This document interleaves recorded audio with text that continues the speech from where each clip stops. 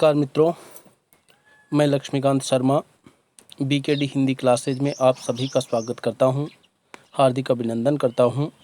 दोस्तों, आज की इस कक्षा में हम कक्षा 10 के लिए हिंदी की आधार पुस्तक क्षितिज के भाग 2 से प्रथम अध्याय महाकवि सूरदास जी द्वारा रचित भ्रमर गीत पदों का अध्ययन करेंगे। पाठ की विषय वस्तु की चर्चा करें उससे पहले कवि का परिचय जान लेना बहुत ही आवश्यक है। तो बिना समय गंवाए हम शुरू करते हैं आज की अपनी कक्षा सूरदास। जैसा कि दिया गया है, सूरदास जी का जन्म सन 1478 ईस्वी को माना जाता है। एक मान्यता के अनुसार उनका जन्म मथुरा के निकट रुनकता या रेणुका क्षेत्र में हुआ माना जाता है, जबकि दूसरी मान्यता के अनुसार उनका जन्म स्थान दिल्ली के पास सीही नामक स्थान माना जाता है। महाप्रभु वल्लभाचार्य के शिष्य, यहाँ पर ध्यान देना है, सूरदास जी के गुरु का नाम है वल्लभाचार्य। महाप्रभु वल्लभाचार्य के शिष्य सूरदास अष्टछाप के कवियों में सर्वाधिक प्रसिद्ध हैं। यहाँ पर ध्यान देने की ज़रूरत है कि एक शब्द आया है अष्टछाप। ये अष्टछाप क्या है? अष्टछाप को जान लेना हमारे लिए बहुत ज़रूरी है। तो दोस्तों, हिंदी साहित्य में कृष्ण भक्ति काव्य की प्रेरणा देने का जो श्रेय जाता है वो महाप्रभु वल्लभाचार्य को ही जाता है, जो पुष्टि मार्ग के संस्थापक भी थे और उसके प्रवर्तक भी थे।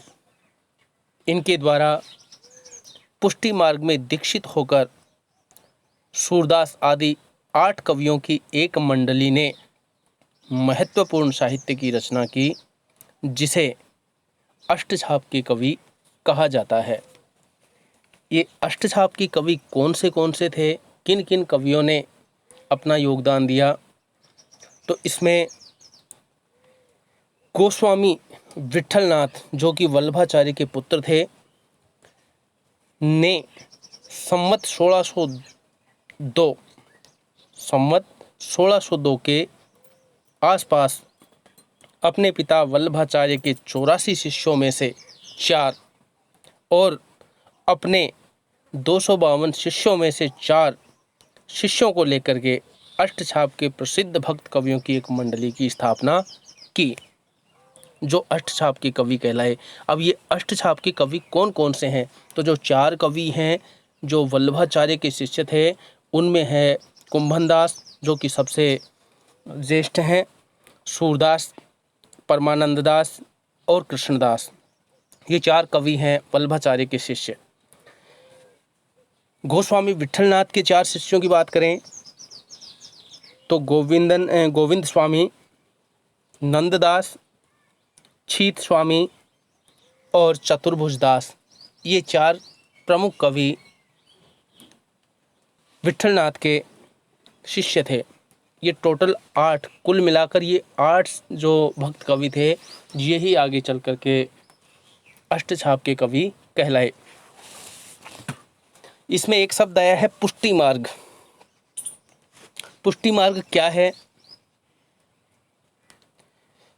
तो पुष्टि मार्ग क्या है, ध्यान देना। पुष्टि मार्ग भक्ति का वह मार्ग होता है, फिर से बोल रहा हूँ धीरे धीरे, पुष्टि मार्ग भक्ति का वह मार्ग होता है जिसमें भक्त साधन निरपेक्ष होता है। उसमें भक्ति भगवान के अनुग्रह से स्वतः उत्पन्न होती है, और जिसमें भगवान दयालु होकर स्वतः जीव पर दया करते हैं, वही मार्ग पुष्टि मार्ग कहलाता है।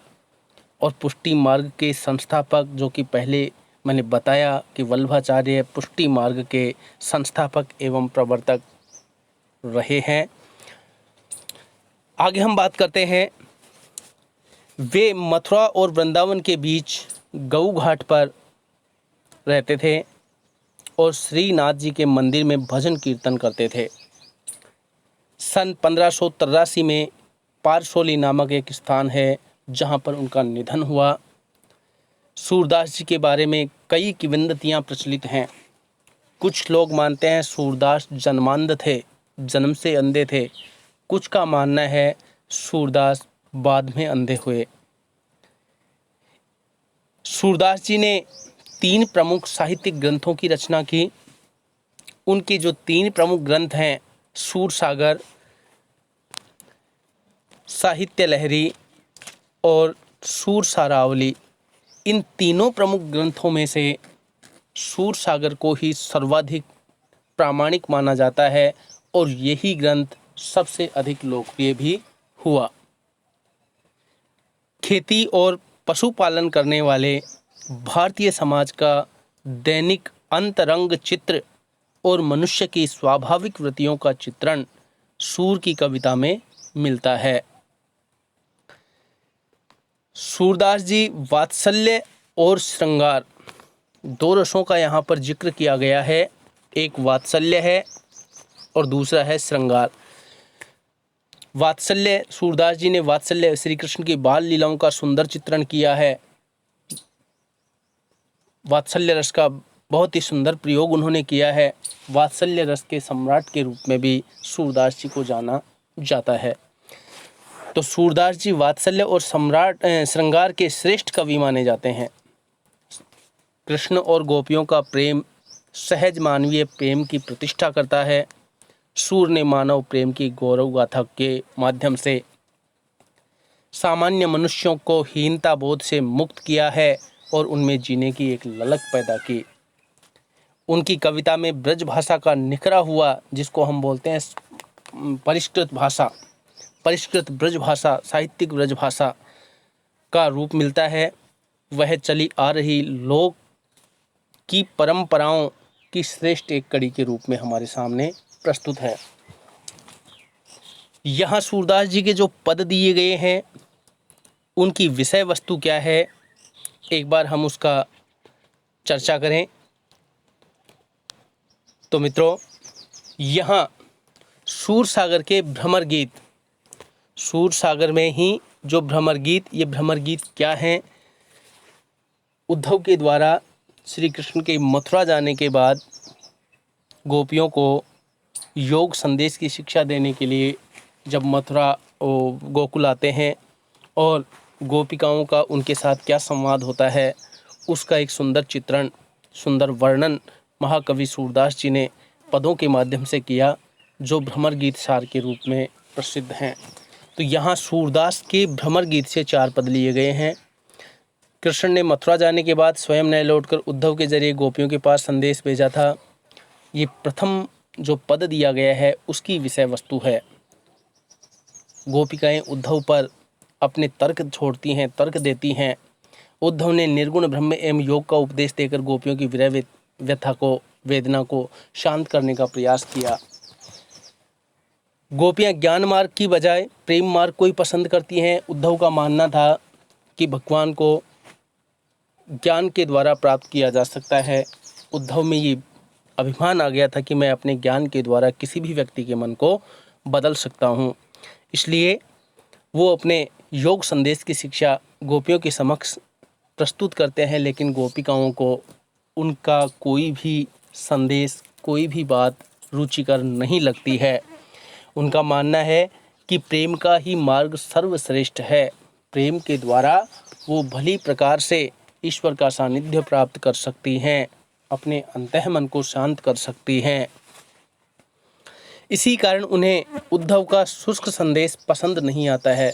उद्धव का जो योग संदेश है गोपिकाओं को रुचिकर नहीं लगता है, रूखा लगता है, जिसमें कोई रस नहीं था। तभी वहाँ एक भौरा पहुँचता है, भौरा, और यहीं से भ्रमर गीत का प्रारंभ होता है। तो गोपिकाएं उस भ्रमर को संकेत करके उद्धव को जो कुछ भी कहती हैं, जो कुछ अपनी बात कहती हैं, जो कुछ व्यंग्य वो उन पर कहती हैं, वो ही भ्रमर गीत सार के रूप में प्रस्तुत है। गोपियों ने भ्रमर के बहाने उद्धव पर व्यंग्यबाण छोड़े। पहले पद में गोपिकाओं की शिकायत वाजिब लगती है कि यदि उद्धव कभी स्नेह के धागे से बंधे होते तो वे विरह की वेदना को अवश्य अनुभूत कर पाते, लेकिन उन्होंने किसी से प्रेम नहीं किया, इसलिए वो प्रेम के भावों को नहीं समझ सकते हैं। दूसरे पद की बात करें तो गोपियों की स्वीकारोक्ति उनके मन की अभिलाषा मन में ही रह गई। गोपिकाएं इस बात को स्वीकार करती हैं कि उनकी जो मन की इच्छा थी वो मन में ही रह गई। गोपिकाओं की इच्छा क्या थी? गोपिकाओं की इच्छा थी, उन्होंने सोचा था कि श्री कृष्ण यहाँ लौटकर अवश्य आएंगे और तब हम उनके विरह में सहे हुए संपूर्ण कष्टों की गाथा उन्हें सुनाएंगे। परंतु वो स्वयं नहीं आकर के उन्होंने योग संदेश की शिक्षा देने के लिए तुम्हें भेज दिया। इस बात को स्पष्ट करने के लिए वो कहते हैं कि मन की मन ही माज रही, हमारी मन की जो बातें थी वो मन में ही रह गई। तीसरे पद की बात करें तो तीसरे पद में उद्धव की योग साधना कड़वी ककड़ी। तीसरे पद में यदि बात करें तो उद्धव की जो योग साधना की बातें हैं उनको किसके समान लगती हैं? कड़वी ककड़ी के समान बताकर अपने एकनिष्ठ प्रेम में दृढ़ विश्वास प्रकट करती हैं। चौथे पद में उद्धव को ताना मारती हैं कि कृष्ण ने अब तक राजनीति पढ़ ली है, तभी उनके व्यवहार में बदलाव आ गया है। और अंत में गोपिकाओं द्वारा उद्धव को राजधर्म, प्रजा का हित, कि एक राजा का प्रजा के लिए क्या दायित्व होता है, ये याद दिलाया जाना सूरदास जी की लोकधर्मिता को दर्शाता है। पाठ की यहाँ पर बात करें तो पहले बताया जा चुका है कि पाठ में साहित्यिक ब्रज भाषा का निखरा हुआ परिष्कृत रूप है। शब्दावली की बात करें, तद्भव शब्दावली की प्रधानता है। प्रश्न आपसे पूछा जा सकता है, कोई पद दिया जाए, पद की सप्रसंग व्याख्या या काव्य सौंदर्य, जिसमें शिल्प सौंदर्य और भाव सौंदर्य दोनों का वर्णन हमें करना होता है, वो पूछा जा सकता है। तो यानी एक पद दिया जाए, उसमें से आपसे शिल्प सौंदर्य से संबंधित प्रश्न पूछे जा सकते हैं। प्रस्तुत काव्यांश में किस भाषा का प्रयोग हुआ है, तो हम बता सकते हैं सूरदास जी के पद से है तो ब्रज साहित्यिक ब्रज भाषा का प्रयोग हुआ है। प्रस्तुत काव्यांश में से दो शब्द तत्सम या तद्भव, जो भी शब्दावली दी गई है वो छांट करके लिखी, तो तत्सम शब्द भी छांटने पड़ सकते हैं और तद्भव शब्द भी छांटने पड़ सकते हैं। तत्सम शब्द और तद्भव शब्द क्या हैं, इनकी चर्चा हम पहले कर चुके हैं कि संस्कृत के वे शब्द जो बिना किसी परिवर्तन के हिंदी में यथावत काम में लिए जाते हैं वो सभी तत्सम शब्द कहलाते हैं, और जो थोड़े से रूप बदल करके काम में लिए जाते हैं वो सभी तद्भव शब्द कहलाते हैं। काव्य गुण की बात करें तो काव्य गुण इसमें है माधुर्य, और रस की बात करें तो विप्रलंभ श्रृंगार रस का प्रयोग प्रस्तुत पदों में किया गया है। तो प्रस्तुत है सूरदास जी के द्वारा लिखा प्रथम पद, उधो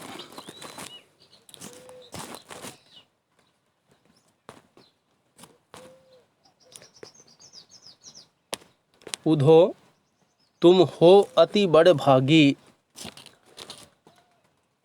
कि हे उद्धव जी तुम बहुत ही भाग्यशाली हो। यहाँ पर गोपिकाएं उद्धव जी की प्रेमहीनता पर व्यंग्य करती हैं, और प्रेमहीनता पर व्यंग्य करते हुए ही कहती हैं कि हे उद्धव जी तुम तो सचमुच बड़े भाग्यशाली हो। क्यों कह रही हैं वो भाग्यशाली, ये एक व्यंग्य है। पंक्ति में देखिए, अपरस रहत स्नेह तगाते, अपरस तद्भव शब्दावली है, स्नेह स्नेह का तद्भव रूप है, अपरस अस्पर्श बिना स्पर्श किए हुए, तगा यानी धागा, ते यानी से, नाहिन यानी नहीं, मन अनुरागी यानी मन में प्रेम उत्पन्न होना। तो यहाँ पर वो क्यों इस पर व्यंग्य कर रही हैं प्रेमहीनता पर? क्योंकि तुम प्रेम बंधन से सर्वथा मुक्त रहे हो, अनासक्त रहे हो। कैसे? कि तुम श्री कृष्ण के पास रहते हुए भी अपरस रहत स्नेह तगाते, तुम उनके प्रेम रूपी धागे का स्पर्श नहीं कर पाए, उनके प्रेम रूपी धागे के बंधन से सर्वथा मुक्त रहे हो। ना ही न मन अनुरागी और ना ही तुम्हारे मन में उनके प्रति प्रेम उत्पन्न हुआ। इसलिए गोपिकाएं कहती हैं कि हे उद्धव जी, तुम तो बड़े ही भाग्यशाली हो। अब इस बात को उन्होंने स्पष्ट कैसे किया है? उदाहरणों के द्वारा उन्होंने इस बात को स्पष्ट किया है कि तुम्हारा व्यवहार तो बिल्कुल उसी प्रकार लगता है, तुम उसी प्रकार से इन सभी बंधनों से मुक्त रह सके हो जिस प्रकार पुरैन पात रहती जल भीतर। पुरैन पात का अर्थ होता है कमल का पत्ता। पुरैन पात का अर्थ क्या है? कमल का पत्ता। रहत यानी रहता है, जल भीतर जल के अंदर, ता यानी उस पर, रस यानी पानी, देह न दागी, देह शरीर जो कि पत्ते के लिए आया है, न दागी नहीं दाग लगने देता है। तो देखिए तुम्हारा व्यवहार बिल्कुल कैसा है? बिल्कुल ऐसा है जैसे पुरैन पात, जैसे कमल का पत्ता हमेशा जल में रहता है, रहत जल भीतर हमेशा जल में रहता है, परंतु तारस देह न दागी, परंतु उस पर जल का एक भी दाग नहीं लग पाता है, उसके पत्तों पर जल की एक भी बूंद नहीं टिक पाती है। वैसे ही तुम श्री कृष्ण के पास रह कर के भी उनके प्रेम से मुक्त रह सके हो। दूसरा उन्होंने उदाहरण दिया कि जो जल माह तेल की गागर, जिस प्रकार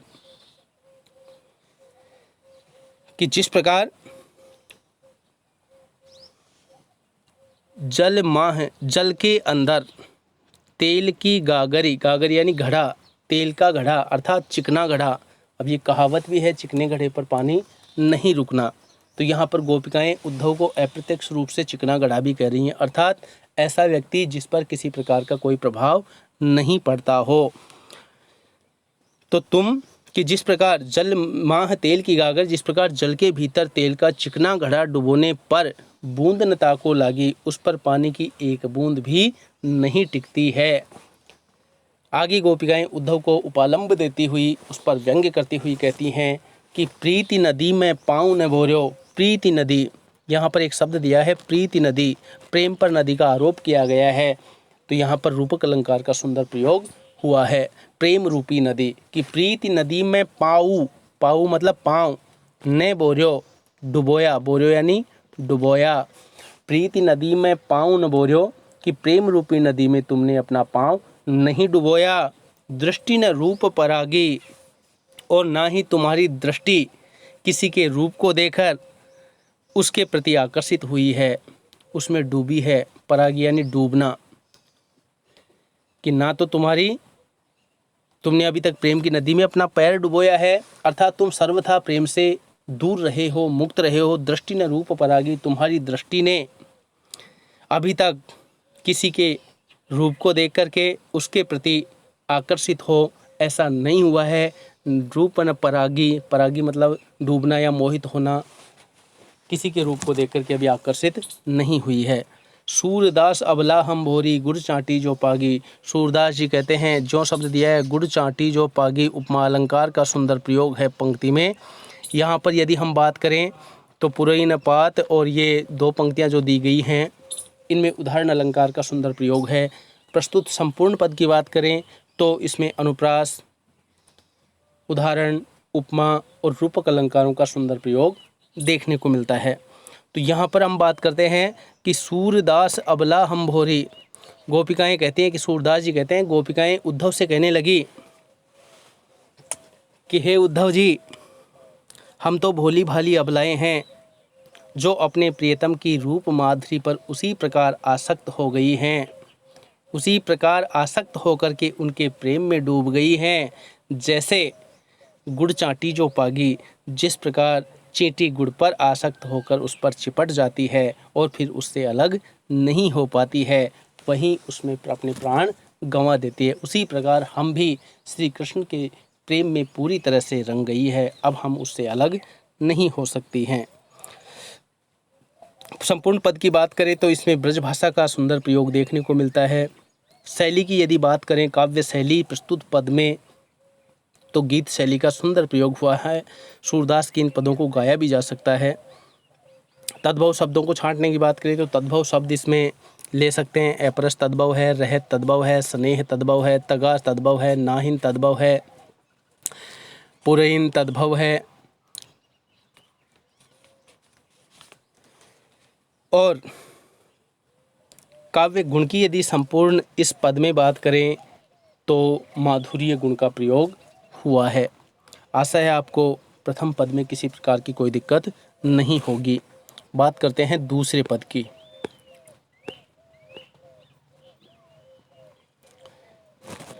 मन की मन ही माज रही। जैसा कि परिचय में हमने देखा कि सूरदास जी के माध्यम से गोपिकाएं उद्धव को कहती हैं कि हे उद्धव जी, हमारी तो मन की सारी अभिलाषाएं मन में ही रह गई। अब वो अभिलाषाएं क्या थी, पहले भी आपको बताया, पुनः बताता हूँ। मन की मन ही माज रही। मन की मन में रहना यानी मन की इच्छाएं मन में ही रहना, ये एक कहावत भी है, इसलिए सुंदर प्रयोग है यहाँ पर। मन की मन ही माज रही, मन की इच्छा मन में ही रह जाना। गोपिकाओं की क्या इच्छा थी जो उनकी मन में ही रह गई। यहाँ पर यदि ये प्रश्न हो तो हम इस प्रश्न का बड़ा सहज उत्तर दे सकते हैं कि गोपिकाओं की ये इच्छा थी कि हमारे मन में, हमने सोचा था कि श्री कृष्ण स्वयं यहाँ लौटकर अवश्य आएंगे और तब हम अपने विरह के जो सहे हुए क्षण हैं, संपूर्ण कष्ट हैं, उनकी कहानी श्री कृष्ण जी को बताएंगी, परंतु वो स्वयं ने आकर के संदेशवाहक के रूप में तुम्हें भेज दिया। इसलिए गोपिकाएं कहती हैं कि मन की मन ही माझ रही, हमारी तो सारी की सारी मन की अभिलाषाएं मन में ही रह गई।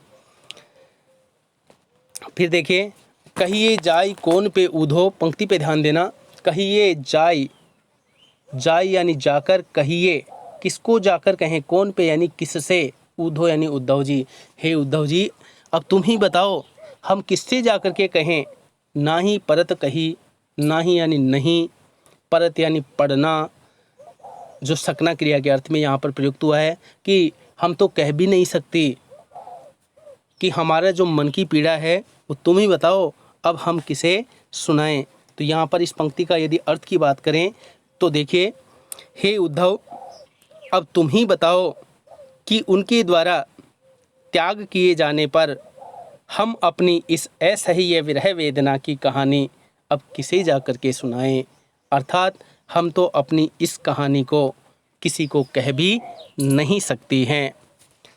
अवधि आधार आस आवन की, अवर्ण की आवृत्ति यहाँ पर सुंदर है। देखिए अवर्ण, और इस आवृत्ति से अनुप्रास अलंकार की सुंदर छटा देखने को मिलती है। तो अवधि आधार आस आवन की, आने की आस के सहारे तन मन व्यथा सही, हमारा तन और मन ये व्यथा सहन करता रहा है। अर्थ की बात करें तो देखिए कि अवधि आधार, श्री कृष्ण के मथुरा लौट आने की अवधि, समय के आधार पर ही, इसी आस के सहारे हमारे इस तन और मन ने अब तक ये सारे कष्ट सहे हैं। दोबारा फिर से बोल रहा हूँ कि अब तक हम उनके आने की अवधि के सहारे ही अपने तन और मन से इस विरह व्यथा को सहती आ रही हैं। लेकिन अब इन जोग संदेश यानी सुनी सुनी शब्द यहाँ दिया गया है, जिसमें पुनरुक्ति प्रकाश अलंकार का सुंदर प्रयोग हुआ है। बिरहनि विरह दही, बैवर्ण की आवृत्ति से अनुप्रास अलंकार है। तो अब इन जोग संदेश यानी सुनी, अब तुम्हारे इन योग संदेशों को सुन करके विरहनि विरह दही, हम विरहणी गोपिकाएं विरह रूपी आग में जलने लगी हैं।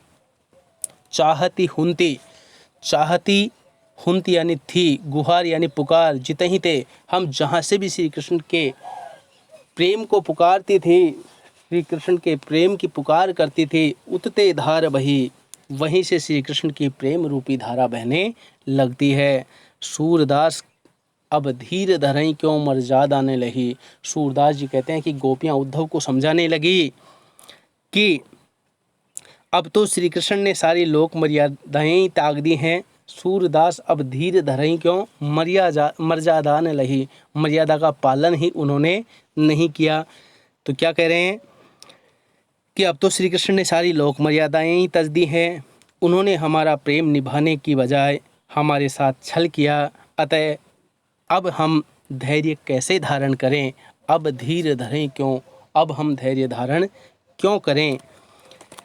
इस प्रकार से ये द्वितीय पद था जिसकी विषय वस्तु आपके समक्ष थी। तीसरे पद की बात करते हैं। हमारे हरी हारिल की लकड़ी। पद सभी गाने योग्य हैं, सूरदास जी के पदों को अच्छी तरह से गाया जा सकता है। हमारे हरी हारिल की लकड़ी, गोपिकाएं श्री कृष्ण के प्रति, यहाँ पर हारिल की लकड़ी उपमा अलंकार भी है और अनुप्रास अलंकार का भी इसमें प्रयोग हुआ है। हारिल, हरी हारिल, हमारे हरी हारिल है वर्ण की आवर्ती से अनुप्रास है। पद में लें तो उपमा अलंकार, हारिल पक्षी की लकड़ी के समान। तो गोपिकाएं कहती हैं कि श्री कृष्ण के प्रति अपने दृढ़ प्रेम को व्यक्त करती हुई, गोपिकाओं के मन में श्री कृष्ण के प्रति जो दृढ़ प्रेम था किसी परिस्थिति में टाला नहीं जा सकता था, अडिग जो प्रेम था उसको व्यक्त करती हुई कहती हैं कि हे उद्धव जी, हमारे लिए तो श्री कृष्ण हारिल पक्षी की लकड़ी के समान बन गए हैं। हमारे हरी हारिल की लकड़ी, हमारे लिए तो श्री कृष्ण क्या बन गए हैं? हारिल पक्षी की लकड़ी के समान बन गए हैं। क्यों कहा है श्री कृष्ण को हारिल पक्षी की लकड़ी के समान गोपिकाओं ने क्यों माना है? क्योंकि जिस प्रकार हारिल पक्षी चाहे किसी भी परिस्थिति में हो, किसी भी दशा में हो, वह हमेशा अपने पंजों में एक लकड़ी के तिनके को दबाए रखता है, उसी प्रकार हम भी निरंतर अपने श्री कृष्ण का ध्यान करती रहती हैं। हमारे मन, वचन और कर्म से हम इस श्री कृष्ण रूपी लकड़ी को, प्रेम रूपी लकड़ी को पकड़े हुए हैं। तो यहाँ पर कह सकती हैं तो मन, क्रम, वचन, मन से, क्रम यानी कर्म से, वच यानी वचन से, नंद नंदन अनुप्रास अलंकार है, नंद के नंदन, नंद के पुत्र अर्थात श्री कृष्ण। तो हमने श्री कृष्ण जी को अपने मन, कर्म और वचन से श्री कृष्ण जी को अपने हृदय में यह दृढ़ कर पकड़ी, इस दृढ़ता के साथ, इस दृढ़ विश्वास के साथ पकड़ रखा है, जकड़ रखा है। श्री कृष्ण से उनका अनन्य प्रेम है और उसी अनन्य प्रेम के कारण गोपिकाएं श्री कृष्ण को अपने हृदय में जकड़े हुए हैं।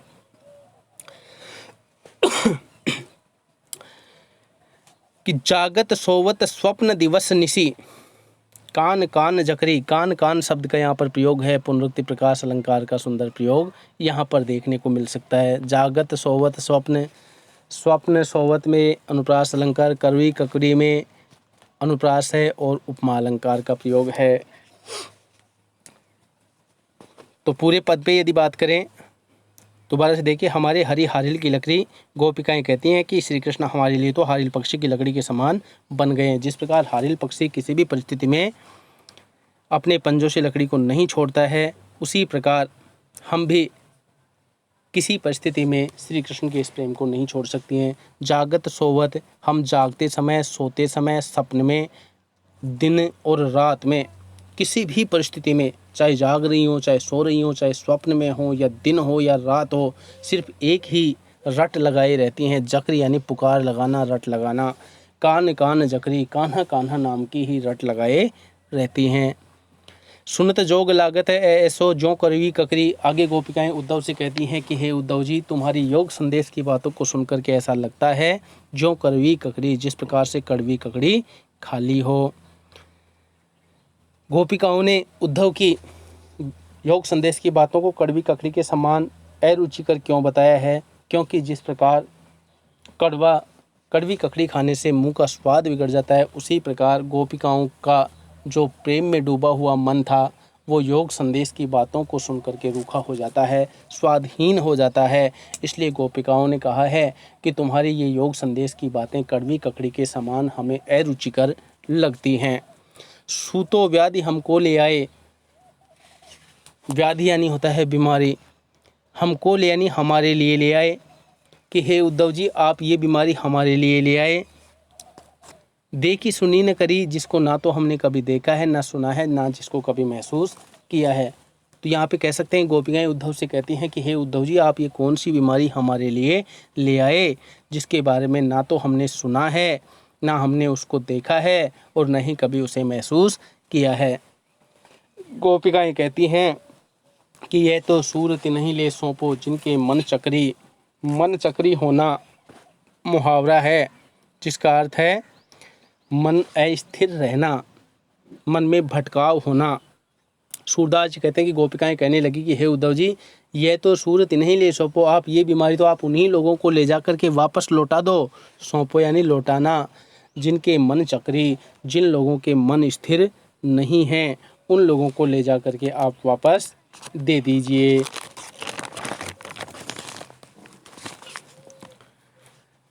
आगे बात करते हैं चौथे पद की। चौथे पद की बात करें, हरि है राज नीति पढ़ आए। गोपिकाएं श्री कृष्ण द्वारा भेजे गए योग संदेश को सुनकर के उनका घोर अन्याय और अत्याचार घोषित करती हुई अपने आपस में बातें करती हुई कहती हैं कि हरि है राजनीति पढ़ आए, कि हे सखी, हमारे प्रभु श्री कृष्ण ने राजनीति की शिक्षा पढ़ ली है। कैसे? वो स्पष्ट करती हुई कहती हैं कि समुझी बात कहत मधुकर के, आपस में बात करते हुए कहती हैं कि हे सखी, अब श्री कृष्ण ने जो राजनीतिक शिक्षा पढ़ ली है, उद्धव को संदेश वाहक के रूप में हमारे पास भेज दिया है। समुझी बात कहत मधुकर के, मधुकर यानी उद्धव के द्वारा कही गई बात, उद्धव मधुकर के, उद्धव के द्वारा कही गई बात को क्या तुम समझ पाई हो? समुझी बात कहत मत करके, क्या उद्धव के द्वारा कही गई बात को तुम समझ पाई हो? समाचार सब पाए जो उद्धव जी ने हमें सभी समाचार दिए हैं। तो यहाँ पर गोपिका आपस में चर्चा करती हैं कि हे सखी, उद्धव जी ने जो हमें संदेश दिया है, समाचार दिया है, उन्होंने जो बातें हमसे कही हैं, क्या आप उन बातों को समझ पाई हैं? फिर आगे कहती हैं कि इक अति चतुर होते पहले ही अब गुरु ग्रंथ पढ़ाए। गुरु ग्रंथ पढ़ाना मतलब शिक्षा देना मुहावरा है। एक अति चतुर होते पहले ही, कि एक तो श्री कृष्ण पहले से ही चतुर थे। एक अति यानी अत्यधिक, चतुर होते, चतुर थे पहले ही, पहले से ही, कि एक तो श्री कृष्ण पहले से ही इतने चतुर थे। अब गुरु ग्रंथ पढ़ाए, अब उन्होंने अपनी चतुरता का प्रमाण देने के लिए, फिर से कह रहे हैं कि एक तो पहले से ही इतने ज़्यादा चतुर थे और उन्होंने अपनी वास्तविक चतुरता को स्पष्ट करने के लिए हमसे कपट भरा प्रेम करके प्रमाणित भी कर दिया। योग संदेश देने के लिए, हमें शिक्षा देने के लिए तुम्हें भेज दिया। बड़ी बुद्धि जानी जो उनकी, गोपिकाएं कहती थी कि हमने तो ये सोचा था कि उनकी बुद्धि जितनी विशाल है, वो बहुत समझदार हैं। बड़ी बुद्धि जानी जो उनकी, हम जानती थी, हम समझती थी कि श्री कृष्ण बहुत समझदार हैं, बड़ी बुद्धि वाले हैं, वो व्यापक बुद्धि के मालिक हैं। लेकिन योग संदेश पठाए, उन्होंने योग की शिक्षा देने के लिए तुम्हें भेज दिया। तो यहाँ पर गोपिकाएं श्री कृष्ण पर व्यंग्य करती हुई कहती हैं कि हमने उनकी बुद्धि जितनी विशाल है, इसका अनुमान तो हम इसी बात से लगा सकती हैं कि वे युवतियों के लिए योग साधना करने का संदेश भेज रहे हैं। अर्थात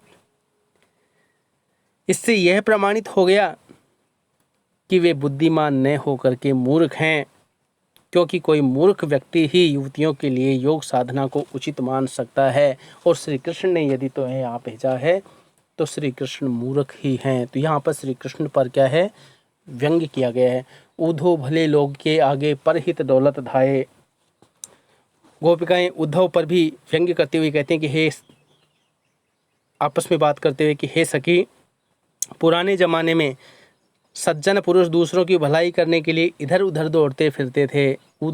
हे उद्धव जी जैसे सज्जन लोग, भले लोग के आगे भलाई करने के लिए आगे पीछे परहित दौलत धाये, दूसरे की भले की खातिर घूमते फिरते थे, डोलते रहते थे। लेकिन अब उद्धव जी जैसे लोग हैं जो दूसरों को दुख देने और सताने के लिए दौड़ते फिरते रहते हैं, जैसे उद्धव जी दौड़ते हुए यहाँ तक चले आए। गोपिकाएं उद्धव से कहती हैं कि हम अब अपने मन फेर पाइए। हे उद्धव जी, हमें कुछ नहीं चाहिए, हमें तो सिर्फ अपना वही मन पुनः प्राप्त करना चाहती हैं। अब अपने मन अपने उसी मन को फिर पाइए, फिर से पाना चाहती हैं। चलत जो हुते चुराए, जिसको श्री कृष्ण जी यहाँ से जाते समय अपने साथ चुरा कर ले गए थे। ते क्यों अनीति करे आपुन जे और अनीति छुड़ाए। यहाँ पर गोपिकाएं श्री कृष्ण को के विषय में कहती हैं कि ते क्यों अनीति करे आपुन, ते यानी वे क्यों अनीति करे, आपुन यानी खुद, वे खुद क्यों अन्याय करते हैं। जे और अनीति छुड़ाए, जो दूसरों को अन्याय करने की शिक्षा देते हैं, अन्याय को ख़त्म करने का काम करते हैं, वो खुद क्यों अन्याय करते हैं। राजधर्म तो यह सूरदास जी कहते हैं कि गोपिकाएं उद्धव को राजधर्म समझाने लगती हैं कि राजधर्म तो यही कहता है जो प्रजा न जाहि सताए, कि एक सच्चा राजा, श्रेष्ठ राजा वही है जिसके राज्य में प्रजा को किसी प्रकार का कोई कष्ट न हो। और श्री कृष्ण शायद श्रेष्ठ राजा नहीं है, क्योंकि उन्होंने दूसरों को अन्याय न करने के लिए प्रेरित करते हैं, लेकिन वो खुद ही अन्याय करते रहते हैं, प्रजा को खुद ही दुखी करते रहते हैं। तो इस प्रकार से हम कह सकते हैं, मुझे लगता है कि संपूर्ण पद में किसी प्रकार की कोई दिक्कत नहीं होगी। प्रश्नों की यदि बात करें तो पहला प्रश्न दे रखा है, गोपियों द्वारा उद्धव को भाग्यवान कहने में क्या व्यंग्य छिपा हुआ है। ध्यान देना कि गोपिकाओं द्वारा उद्धव को भाग्यवान कहने में यह व्यंग्य छिपा हुआ है कि गोपियां दिखावे के रूप में उनकी प्रशंसा कर रही हैं, सिर्फ लोक दिखावे के लिए, किंतु व्यंग्य रूप में वो ये कहना चाहती हैं कि तुम बड़े अभागे हो, तुमसे बड़ा अभागा हमने नहीं देखा है, जो तुम प्रेम का अनुभव ही नहीं कर सके और न ही किसी को अपना सके। तुमने तो प्रेम का आनंद ही नहीं जाना, इसलिए तुमसे बड़ा दुर्भाग्यशाली इस दुनिया में और कौन हो सकता है। प्रस्तुत प्रश्न में गोपिकाओं का यही व्यंग्य निहित है। दूसरे प्रश्न की बात करें, उद्धव के व्यवहार की तुलना किस किस से की गई है, तो स्पष्ट दिया गया है। उद्धव के व्यवहार की तुलना जल में रहने वाले कमल के पत्तों से की गई है कि जो जल की बूंद को अपने शरीर पर नहीं लगने देते हैं। दूसरी बात करें तो तेल के चिकने घड़े से उनकी की है। तीसरा प्रश्न देखिए, गोपिकाओं ने किन किन उदाहरणों के माध्यम से उद्धव को उलाहने दिए। उन्होंने दिया नंबर 1 कि प्रेम भावना की बात, कि गोपिकाओं के मन में जो प्रेम के भाव थे वो उनके मन में ही रह गए, वे उसे न कृष्ण से कह पाई और न किसी अन्य से कह पाई। दूसरी बात करें, वे अब तक कृष्ण के आने की प्रतीक्षा में जीती रही, किंतु उन्होंने स्वयं न आकर के तुम्हारे माध्यम से योग संदेश भिजवा दिया, इससे उनकी विरह व्यथा और अधिक बढ़ गई। तीसरी यदि बात करें, वे श्री कृष्ण से अपनी रक्षा की गुहार लगाना चाह रही थी, परंतु उनसे प्रेम संदेश पाने की आकांक्षा हो गई और वहीं से श्री कृष्ण की प्रेम रूपी धारा बहने लगती है। चतुर्थ की यदि बात करें, वे श्री कृष्ण से अपेक्षा करती हैं कि उनके प्रेम की मर्यादा को रखेंगे, किंतु उन्होंने योग संदेश भेज करके उनकी रही सही मर्यादा को भी तोड़ दिया। उद्धव द्वारा दिए गए योग संदेश ने गोपिकाओं की विरहाग्नि में घी का काम कैसे किया, तो इसमें देखिए, श्री कृष्ण प्रेम में दीवानी गोपिकाएं श्री कृष्ण के मथुरा जाने के बाद यह सोचकर उनकी प्रतीक्षा कर रही थी कि देर सवेर ही सही श्री कृष्ण लौटकर उनसे अवश्य मिलने आएंगे और अपनी व्यथा हम उनसे सुनाएंगे। लेकिन जब प्रेम संदेश के स्थान पर उनके पास योग संदेश पहुंचा तो निश्चित ही उनकी विरह ज्वाला भड़क उठी। उन्हें लगा कि अब उनके श्री कृष्ण उनके पास नहीं आएंगे, वे योग संदेश में ही भटका कर उनसे अपना पीछा छुड़ा लेंगे। इसी भय ने उनकी विरह अग्नि में घी का काम करके उसे और बढ़ा दिया। मर्यादान लही के माध्यम से कौन सी मर्यादा न रहने की बात कही जा रही है। मर्यादान लही के माध्यम से प्रेम की मर्यादा निभाने की बात कही जा रही है कि प्रेम की यही मर्यादा है कि प्रेमी और प्रेमिका दोनों ही अपनी अपनी ओर से प्रेम को निभाएं और प्रेम की सच्ची भावना को समझें, क्योंकि प्रेम तो दोनों ओर से पलता है, लेकिन श्री कृष्ण ने प्रेम निभाने की जगह गोपियों के लिए नीरस प्रेम संदेश भेज दिया, जो एक छलावा था, और इसी छलावे को गोपियों ने मर्यादा का उल्लंघन कहा। प्रश्न अगला देखिए, श्री कृष्ण के प्रति अपने अनन्य प्रेम को गोपिकाओं ने किस प्रकार अभिव्यक्त किया है? श्री कृष्ण के प्रति गोपिकाओं ने अपने अनन्य प्रेम को निम्न रूपों में अभिव्यक्त किया है। बात करें हम पहला, उन्होंने स्वयं को श्री कृष्ण रूपी गुड़ में चिपटी हुई चींटियां कहा है। दूसरी यदि बात करें, वे अपने आप को हारिल पक्षी की लकड़ी के समान मानती हैं, जिसने कृष्ण प्रेम रूपी लकड़ी को मजबूती से पकड़ रखा है।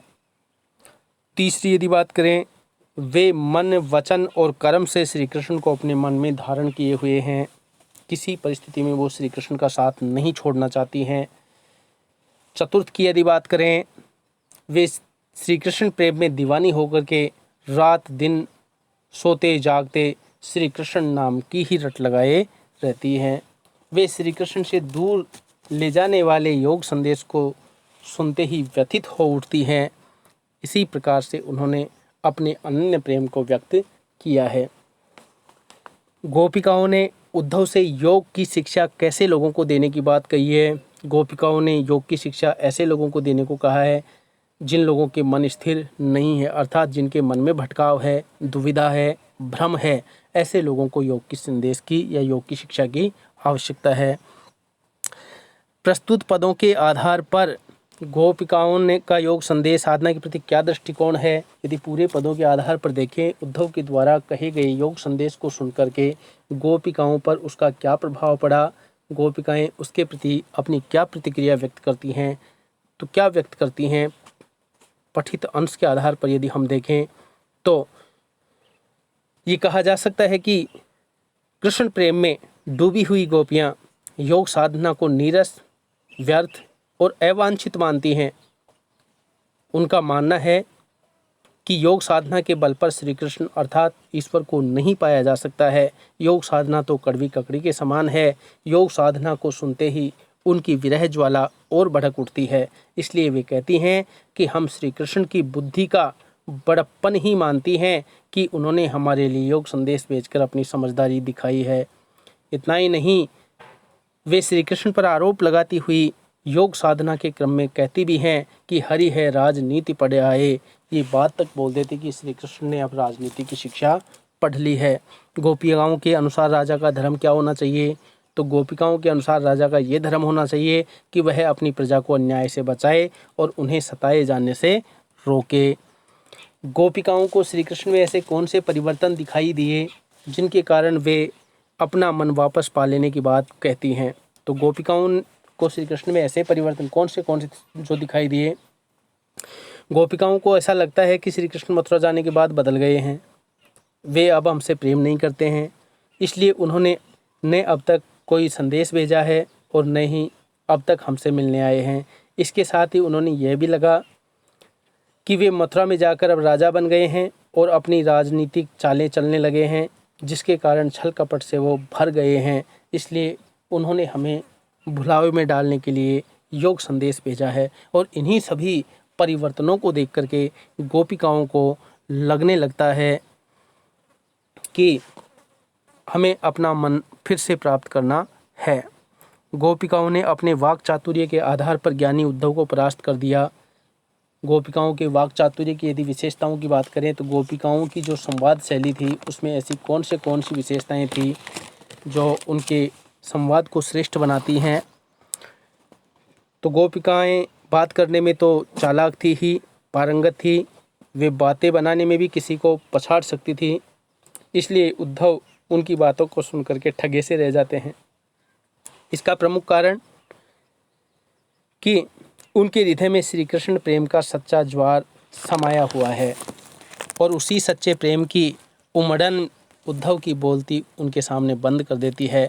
सच्चे प्रेम में इतनी शक्ति होती है कि वे बड़े से बड़े ज्ञानी उसके सामने घुटने टेक देता है। ये उनके वाक चातुर्य की प्रमुख विशेषताएं हैं। संकलित पदों को ध्यान में रखते हुए सूर के भ्रमर गीत की प्रमुख विशेषताएं बताइए। बहुत महत्वपूर्ण प्रश्न है। प्रश्न में कि सूरदास जी का ये जो 4 पद दिए गए हैं, इन पदों के आधार पर सूरदास जी के भ्रमर गीत सार की प्रमुख विशेषताएं हमें बतानी हैं। तो संकलित जो पद दिए गए हैं, इनमें गोपिकाओं का जो पवित्र प्रेम है वो प्रकट हुआ है, जिसको उन्होंने स्पष्ट भी किया है कि हमारे हरि हारिल की पक्षी, कि हमारे लिए तो हमारे प्रभु श्री कृष्ण हारिल पक्षी की लकड़ी के समान बन गए हैं। श्री कृष्ण के प्रेम में डूबी हुई गोपियाँ बात करने में चालाक हैं। वे चुपचाप आंसू बहाने वाली नारी नहीं हैं, बल्कि अपने भोले निश्चल तर्कों से सामने वाले को अर्थात उद्धव जैसे गुणी व्यक्ति को भी परास्त करने की क्षमता रखती हैं। ये बातें स्पष्ट होती हैं। तीसरी, यदि इस भ्रमर गीत सार की विशेषताओं की बात करें तो इसमें व्यंग्य, कटाक्ष, उलाहना, निराशा, प्रार्थना, गुहार आदि अनेक मनोभावों को तीखे भावों के साथ प्रकट किया गया है। और इसमें योग और प्रेम का शालीन द्वंद्व दिखाया गया है। कितना पवित्र द्वंद्व है दोनों में, कि योग और प्रेम में कैसा द्वंद्व चलता है।